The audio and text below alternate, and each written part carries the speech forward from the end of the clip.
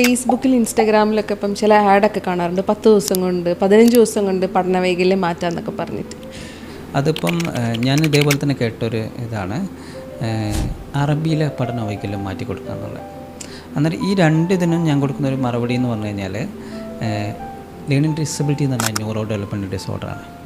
അന്നേരം ഒരു 10 ദിവസം കൊണ്ടോ അല്ലെങ്കിൽ ഒരു 15 ദിവസം കൊണ്ടോ അല്ലെങ്കിൽ ഒരു പർട്ടിക്കുലർ ലാംഗ്വേജിനോ മാത്രമായിട്ട് ലേണിംഗ് ഡിസബിലിറ്റി ഇല്ല. അന്നേരം ആ ബ്രെയിൻ പ്ലാസ്റ്റിസിറ്റിയിൽ മാറ്റം വരുത്തണമെങ്കിൽ നമുക്ക് എന്ത് ചെയ്യണം, കുറച്ച് സമയം എടുക്കുന്ന ഒരു കാര്യമാണ്. അത് ചിലപ്പം ഒരു വർഷമോ അല്ലെങ്കിൽ അതിലും കൂടുതലോ ഫ്യൂ ഇയേഴ്സോ എടുക്കുന്ന ഒരു ഇതാണ്.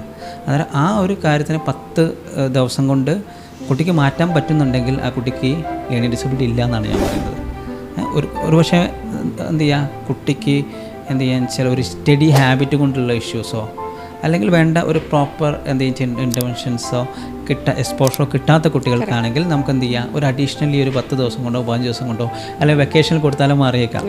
പക്ഷേ ഇതൊരു ന്യൂറോ ഡെവലപ്മെൻറ്റ് കണ്ടീഷൻസാണ്.